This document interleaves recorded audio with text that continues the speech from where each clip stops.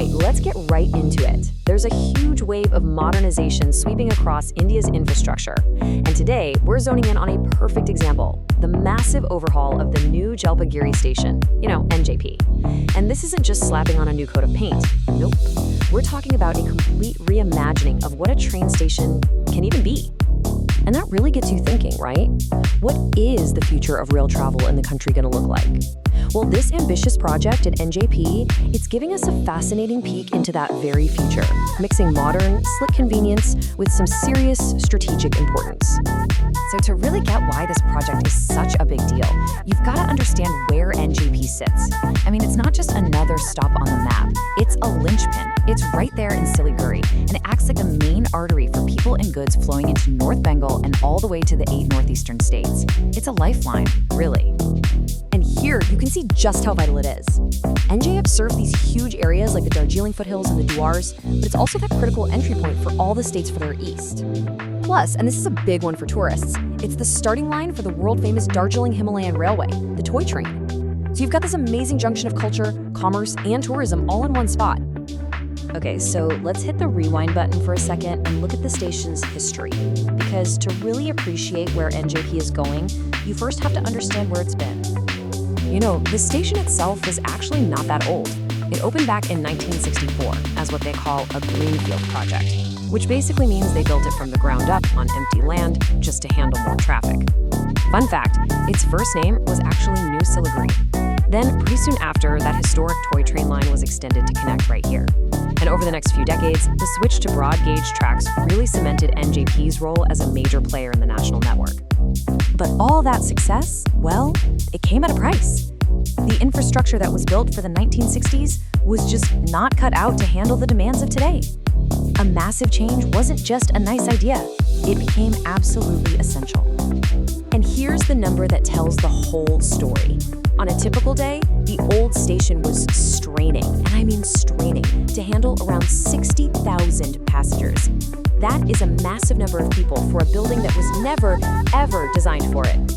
And when you put that kind of pressure on an old system, well, you get exactly the problems you'd expect. We're talking absolute gridlock during peak hours, dangerously crowded platforms, and facilities that felt like a time capsule.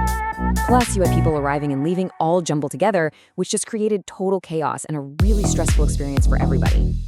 So that brings us to the solution, the real hero of our story today, this incredibly bold redevelopment project.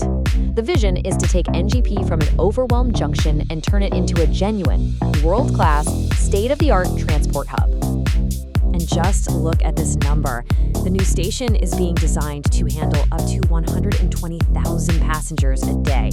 That's double the old capacity. It's a huge leap, built to serve the region for decades and decades to come. Now, this is what I love. You can see the scale of the upgrade right here. We're going from a pretty standard old building to this massive airport-style terminal. The passenger flow is changing from total chaos to a smooth, separated system. Accessibility is getting a huge boost with tons of new escalators and lifts. And the amenities? Think AC lounges and retail zones. It's a whole new world. Now, a really key piece of this new design is something called the Central Airspace Concourse.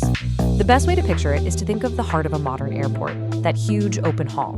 Its main job, its whole purpose, is to keep arriving passengers and departing passengers separate. And that one change alone is the biggest fix for the old station's crowding problem. So, when is all this cool stuff actually happening? Well, the project officially kicked off at the end of 2022.